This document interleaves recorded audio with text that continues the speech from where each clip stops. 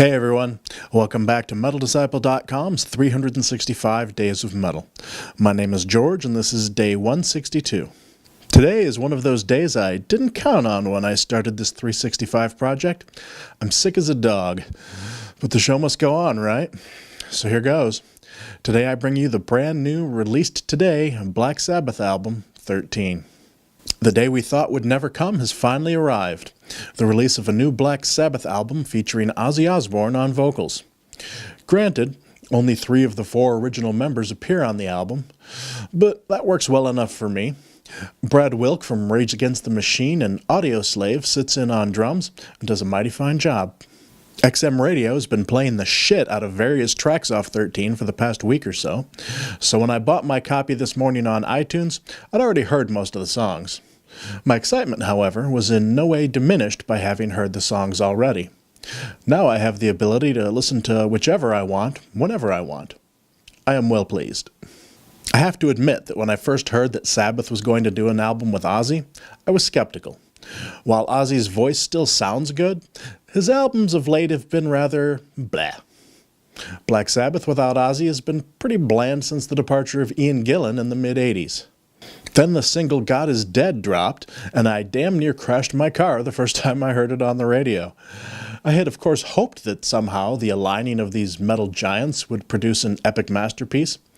But how often does that really happen with these kinds of reunions, with people at this point in their career?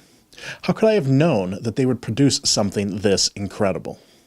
Tony Iommi, arguably the greatest riffmaster ever in heavy music, shows that he still has plenty of fuel in the tank with his showing on 13.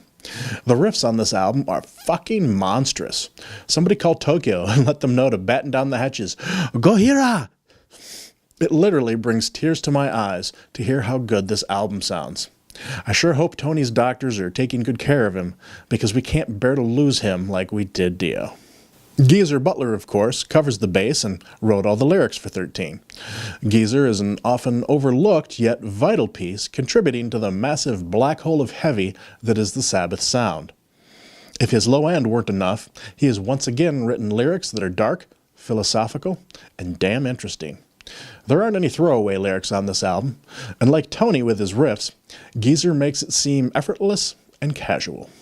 Listening to Ozzy sing these songs, I find myself very impressed with how he makes it sound easy to step outside the persona and style he's been creating ever since leaving Sabbath, and just fucking nail these songs in a style that sounds like a natural extension of where he left off with the band, rather than just aping his style from the 70s.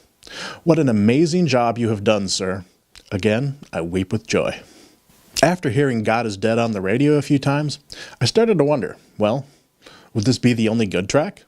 Will this be the big single while the band just phones in the rest of the album? I know. I've grown cynical after being burned by a lot of reunion albums. Today, I can happily report that there isn't an ounce of fat or filler on 13. Every single song on this album, including the iTunes bonus tracks, is a mountain of metal unto itself. The year is only half over, but 2013 is definitely the year of Black Sabbath.